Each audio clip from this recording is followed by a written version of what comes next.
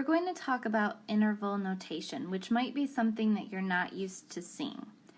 Interval notation is a way to state a range of values that a number or a solution can lie in. So in interval notation, the first thing you need to know is the difference between when we use parentheses and when we use brackets. So we use parentheses when we have greater than, less than, or if one of our values in our interval is negative infinity or infinity. We use brackets when we have greater than, equal to, or less than equal to. So the parentheses let us know that the value is not part of the solution there. And the brackets know that we can include that value in the set of solutions. So we're going to start by looking at two separate intervals. So the first one I'm going to look at is x is greater than 3. So let's just draw a little number line to help ourselves here, and I'm going to put -3 right here. Remember that on the number line, to the far left is negative infinity, and to the far right is infinity. If I want numbers greater than 3, that means I'm moving towards infinity. So this is my interval right here. Your smallest value always goes first, and your largest value always goes second.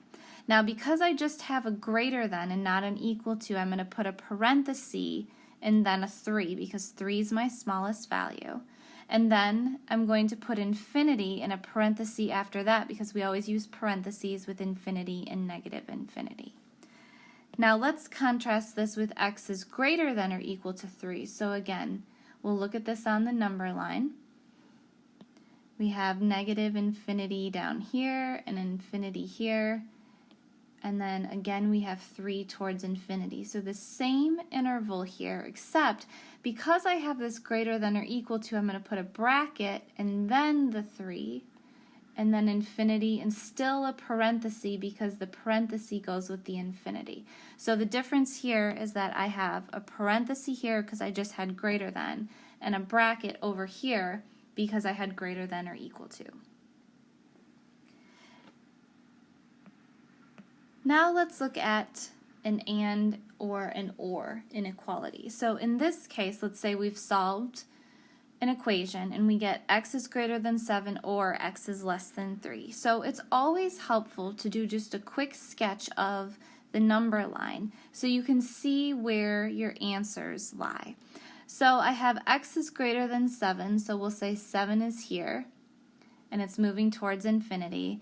And then I have less than -3, so that's going to be moving towards negative infinity.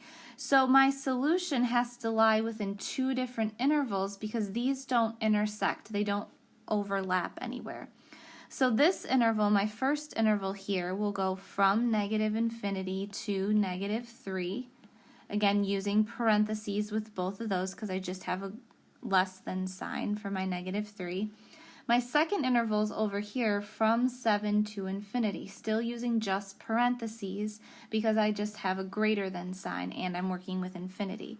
And then we put a u in the middle of these two that stands for the union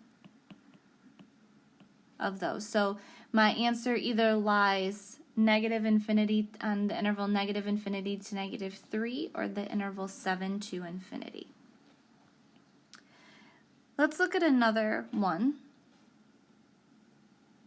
So again, we'll make a quick sketch of the number line here. In this case, I want x to be greater than -5, so we'll put -5 down here, and it's moving towards infinity. And then I want x to be less than 8, so that's going to be moving towards negative infinity if I want all the numbers smaller than 8. So you'll see what happens is that they overlap right here, those two.